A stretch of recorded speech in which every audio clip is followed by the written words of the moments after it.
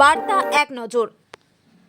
জম্মু কাশ্মীরে হিন্দুদের উপর জঙ্গি হামলার প্রতিবাদ জানাতে এক শোক সভার আয়োজন করে ভারতীয় জনতা পার্টি। সভায় উপস্থিত বেহারার 14 নম্বর বাস স্ট্যান্ডে এক বিশাল লোকসভা আয়োজন করে ভারতীয় জনতা পার্টির যুব মোর্চা এবং দক্ষিণ কলকাতায় ভারতীয় জনতা পার্টির উদ্যোগে উপস্থিত ছিলেন ডক্টর ইন্দ্রনীল খা, ভারতীয় জনতা পার্টির যুব মোর্চার সভাপতি, এবং দক্ষিণ কলকাতার সভাপতি। উপস্থিত ছিলেন আরও অনেকে।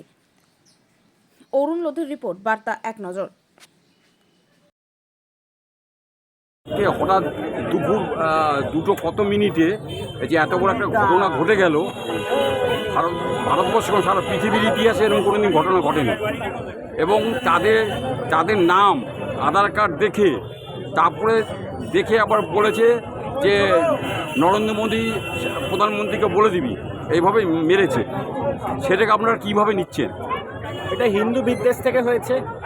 এই জঙ্গিরা, এদের যে র্যাডিক্যালিজম, হিন্দু বিদ্বেষ, সনাতনীদের তারা সহ্য করতে পারে না এবং সনাতনীদেরকে বেছে বেছে যে হত্যা করছে, এটা কাশ্মীরে দেখেছি আর আমাদের পশ্চিমবঙ্গে মুর্শিদাবাদেও দেখেছি, যেখানে হরগোবিন্দ দাস এবং চন্দন দাস বাবা ছেলেকেও এরকমভাবে তাদের ধর্মের জন্য নৃশংসভাবে হত্যা করা হয়েছে। জিজ্ঞেস করেনি তাদের জাত কী, জিজ্ঞেস করেনি তাদের ভাষা কী, কিন্তু তাদেরকে হত্যা করে দিয়েছে কারণ তারা সনাতনী। কিন্তু ওখানে তো একটা সরকার আছে, তাদের কাছে কি খবর ছিল না? সরকার আছে, ওমর আবদুল্লাহ সরকার, কিন্তু আমরা এখানে ওমর আবদুল্লাহ আমাদের বিরোধী বলে আমরা এখানে রাজনীতির মধ্যে যাচ্ছি না। কারণ আমাদের এই মুহূর্তে দরকার যেটা রাজ্য সরকার, কেন্দ্র সরকার, সেখানে রাজ্য সরকার হতে পারে ভারতীয় জনতা পার্টি বিরোধী সরকার, কিন্তু কেন্দ্র সরকারের সাথে যাতে হাত মিলিয়ে উপযুক্ত ব্যবস্থার দিকে নিতে পারে এবং এমন পদক্ষেপ হোক, এবং সেটা আমরা প্রত্যেকে সেদিকে তাকিয়েও আছি এবং ঐতিহাসিক পদক্ষেপ হবে। অটলজির সময় সার্জিক্যাল স্ট্রাইক সে সময় পরে ভিতরে ঢুকে কি মেরে দিয়ে এসছে, তা সেরকম কি হবে মনে হচ্ছে? দেখুন, মোদিজি এর আগে পাকিস্তান যে ভাষা বোঝে, জঙ্গিরা যে ভাষা আশা করছে, ওটা জঙ্গিরা যে ভাষা বোঝে সেই ভাষাতেই বুঝিয়েছেন এবং এখনও কেন্দ্রে মোদিজির সরকার।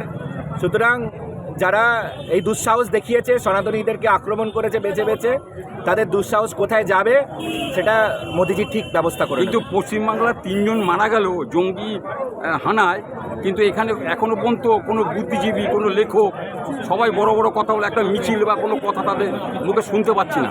কেন? এটা কেন? হিন্দু বলে দোষ? হিন্দু বলেই কি? দেখুন, বাঙালি হিন্দুদের জন্য কখনোই এই যারা সিউডো সেকুলাররা কখনো নামেনি। তারা সবসময় বাঙালি হিন্দুদের বিরোধে হলে তারা সেখানে পরিচয় দিন। আমরা পরিচয় শখের বাজারের বাসিন্দা সমীর গুহ আপনাদের সঙ্গে মেলামেশা করতেন, এই ক্লাবের সঙ্গে ওতপ্রোতভাবে জড়িত ছিল, কি বলবেন? এখন আমরা সত্যি কথা বাক্যহারা হয়ে যে লোকটা ক্লাবের সাথে সব কিছুর সাথে ভীষণভাবে ওতপ্রোতভাবে জড়িত ছিল। দুদিন আগেও আমার সাথে কথা হয়েছে ক্লাবের মিটিং নিয়ে, কবে কি দুর্গাপুজোর মিটিং হচ্ছে। সেই লোকটাকে আজকে তার ফেরার কথা ছিল, কিন্তু সে ফিরছে, তার বডিটা ফিরছে, তার ভেতরে আর কোনো কিছু থাকছে না।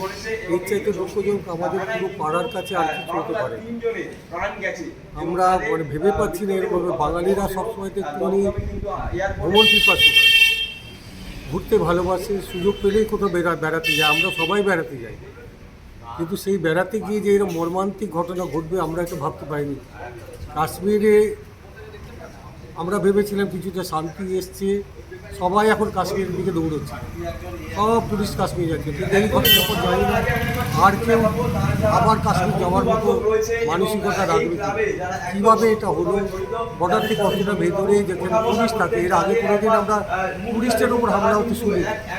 যা হয়েছে আমরা যা কিছু হয়েছে কাশ্মীর বর্ডার এরিয়াতে, সেখানে ওখানে লোকাল লোকের সাথে বা প্রশাসনিক হয়েছে, কিন্তু এটা যে অবস্থাটা হয়েছে তা তো সাধারণ টুরিস্ট, আর সে আমার পাড়ার, আমার ভাই বলতে গেলে আমার বন্ধু। কাজে তার কাছে তো মানে তাকে হারানো মানে আমরা নিজের একজন লোককে আমরা হারিয়েছি। পুরো ক্লাব শোকস্তব্ধ। আমরা মানুষ হিসেবে কীরকম? মানুষ হিসাবে অপূর্ব মানুষ ছিলেন, যার কোনো তুলনা হয় না। সবার সাথে হাসিমুখে মিশতেন, কথাবার্তা বলতেন। উনি ওনার মিসেজ দুজনেই খুবই অমায়িক ছিলেন, খুব অমায়িক তাদের ব্যবহার ছিল, তো সবসময় হেসে কথা বলতেন। গত পুজোতেও আমরা একসাথে হয়ে করেছি। এবার পুজোতে আমাকে 14 তারিখে জিজ্ঞেস করলেন যে কত তারিখে মিটিং আছে, মিটিংয়ে তিনি অ্যাটেন্ড করবেন, এগুলো সব কথাবার্তা হলো। আমি বললাম আপনি ফিরে আসুন, তারপরেই মিটিংটা হবে। সাথে আমরা যার জন্য মিটিংটা আমাদের এই রোববার ছিল সেটাকে পিছিয়ে আমরা 28 তারিখে করেছি। কিন্তু আজকে তারপর- ফেরার কথা, সেই আজকে জায়গায় আজকে ফেরার ওনার কথা। নিথর দেহ ফিরছে, নিথর কি দেহ। বলবেন? কতটা মর্মাহত? মানে এটা ভাষায় প্রকাশ করার মতো ভাষা আমার মুখে তো অন্তত নেই, যে আমরা কতটা এটা বোঝাবো কী করে আপনাদের, যে আমরা কতটা মর্মাহত। সকাল 5:30 থেকে যখনই আমরা খবরটা পেয়েছি তখন থেকে এখানে আমরা অধীর আগ্রহে অপেক্ষা করছি। বিভিন্ন সব মিডিয়ার লোকজন, বিভিন্ন যারা প্রশাসনিক আছেন তারা এসছেন গেছেন। বাবুকে ছাড়া নাকি দুর্গাপুজো হতো না, দিন নাকি আপনি কি এখানকার বাসিন্দা? বাসিন্দা বলতে আমরা একই ফ্ল্যাটে থাকি। উনি নিচের ফ্ল্যাটে থাকেন, আমি উপরের ফ্ল্যাটে। আচ্ছা, উনি এখান থেকে কবে গিয়েছিলেন? এখান থেকে ওনারা রওনা দিয়েছিলেন 16 তারিখ সকালে, মানে ফার্স্ট মর্নিং। ওনাদের 8:30টায় ফ্লাইট ছিল। খবরটা আপনারা কখন পেলেন? হুম? খবরটা কখন পেয়েছেন? খবরটা আমি পেয়েছি আজকে সকালে 6:30 7টায় না। উনি কি এখানকারই প্রতিবেশী ছিলেন না? উনি হ্যাঁ, উনি দীর্ঘদিন কলকাতাতেই, উনি কলকাতাতে এখানেই চাকরি করেন। কেমন ছিলেন উনি? মানুষ অমায়িক মানুষ ছিল। ওনারা সবাই খুবই ভালো ছিল। ওনার সংসারে কে কে ছিলেন? ওনারা এখানে 3 জনই থাকতেন, হাজব্যান্ড ওয়াইফ আর একটা বাচ্চা। আচ্ছা, আপনার নাম? আমার নাম জয়দীপ। এই এলাকাটার নাম? এটা জগৎ রায় চৌধুরী রোড, বরিশাল।